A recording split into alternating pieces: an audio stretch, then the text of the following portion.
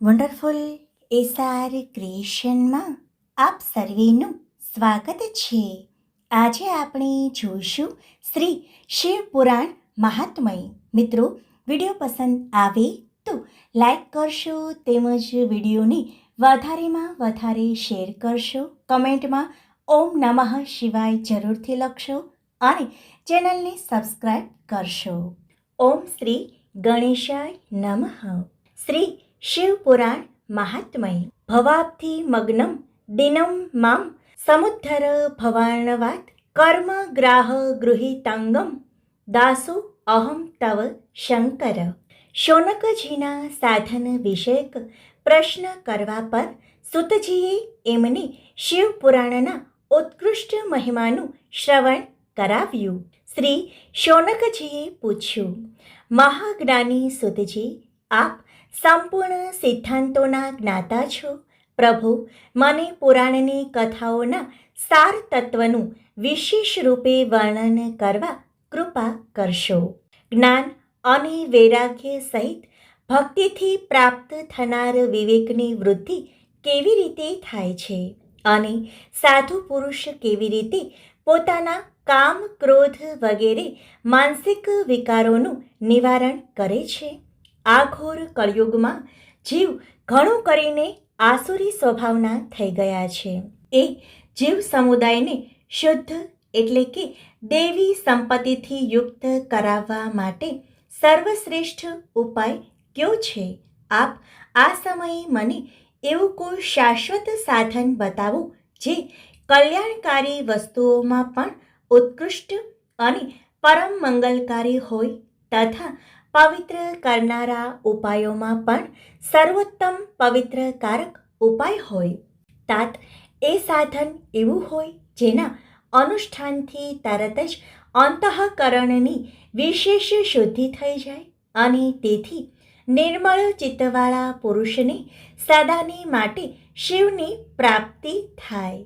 શ્રી સુતજી બોલ્યા, મુનિશ્રેષ્ઠ શૌનક, તમે ધન્ય છો, કેમ કે તમારા હૃદયમાં પુરાણ કથા સાંભળવા માટે વિશેષ પ્રેમ અને લાલસા છે. એટલા માટે હું શુદ્ધ બુદ્ધિથી વિચાર કરીને તમને પરમ ઉત્તમ શાસ્ત્રનું વર્ણન કરી રહ્યો છું. વત્સ, તે સંપૂર્ણ શાસ્ત્રોના સિદ્ધાંતથી સંપન્ન, ભક્તિ વગેરેને વધારનારું અને ભગવાન શિવને સંતોષ પમાડનારું છે. કાન માટે રસાયણ અમૃત સ્વરૂપ અને દિવ્ય છે. તમે તેનું શ્રવણ કરો હે મુને. તે પરમ ઉત્તમ શાસ્ત્ર છે શિવપુરાણ, જેનું પહેલાં પૂર્વકાળમાં ભગવાન શિવે જ પ્રવચન કર્યું હતું.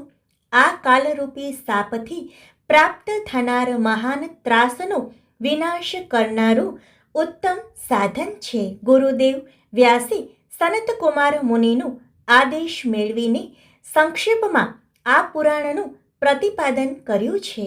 આ પુરાણની રચના પાછળ હેતુ એ છે કે કળિયુગમાં પેદા થનારા મનુષ્યોના પરમ હિતનું આ સાધન છે. આ શિવપુરાણ પરમ ઉત્તમ શાસ્ત્ર છે. એને આ ધરતી પર ભગવાન શિવજીનો સાક્ષાત વાંગમય વિગ્રહ શિવ સ્વરૂપ સમજાવવો જોઈએ અને બધી રીતે એનું સેવન કરવું જોઈએ. આનું પઠન અને શ્રવણ સર્વ સાધનરૂપ છે. આ સાધનથી શિવભક્તિ પ્રાપ્ત કરીને શ્રેષ્ઠતમ સ્થિતિમાં પહોંચેલો માનવ તરત જ શિવપદને પ્રાપ્ત કરી લે છે.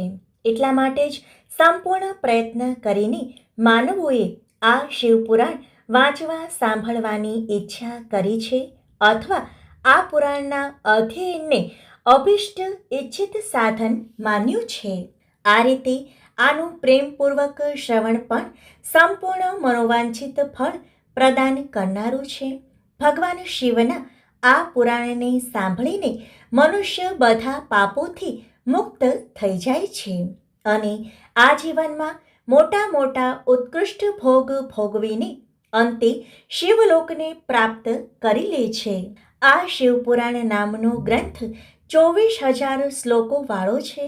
એની 7 સંહિતાઓ છે. મનુષ્યને માટે એ જરૂરી છે કે તે ભક્તિ, જ્ઞાન અને વૈરાગ્યથી સંપન્ન થઈને બહુ જ આદરથી આનું શ્રવણ કરે. 7 સંહિતાઓથી યુક્ત આ દિવ્ય શિવપુરાણ પરબ્રહ્મ પરમાત્માની જેમ જ બિરાજમાન છે અને સર્વથી ઉત્કૃષ્ટ ગતિ પ્રદાન કરવાવાળું છે.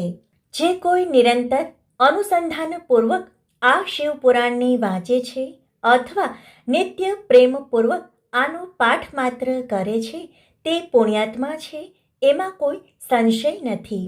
જો ઉત્તમ બુદ્ધિવાળો પુરુષ અંતકાળમાં ભક્તિપૂર્વક આ પુરાણને સાંભળે છે, એના પર અત્યંત પ્રસન્ન થયેલા ભગવાન મહેશ્વર એને પોતાનું શિવપદ ધામ પ્રદાન કરે છે. જે દરરોજ આદરપૂર્વક આ શિવપુરાણનું પૂજન કરે છે તે આ સંસારના સંપૂર્ણ સુખો ભોગવીને અંતે ભગવાન શિવના પદને પ્રાપ્ત કરી લે છે. જે પ્રતિદિન આળસ ખંખેરી નાખીને રેશમી વસ્ત્રથી વીંટીને આ શિવપુરાણનો સત્કાર કરે છે તે સદા સુખી રહે છે. આ શિવપુરાણ નિર્મલ અને ભગવાન શિવનું સર્વસ્વ છે. જે ઇહલોકમાં અને પરલોકમાં પણ સુખ ચાહતો હોય એણે આદરપૂર્વક, પ્રયત્નપૂર્વક આનું સેવન કરવું જોઈએ. આ નિર્મળ તથા ઉત્તમ શિવપુરાણ ધર્મ, અર્થ, કામ અને મોક્ષરૂપે ચારેય પુરુષાર્થોને આપવા વાળું છે. માટે સદા પ્રેમપૂર્વક આનું શ્રવણ કરવું જોઈએ અને વિશેષ પાઠ કરવો જોઈએ. ઓમ નમઃ શિવાય. મિત્રો, વિડીયો પસંદ આવે તો લાઈક કરશો, શેર કરશો તેમજ ચેનલને સબસ્ક્રાઈબ જરૂરથી કરશો. આભાર.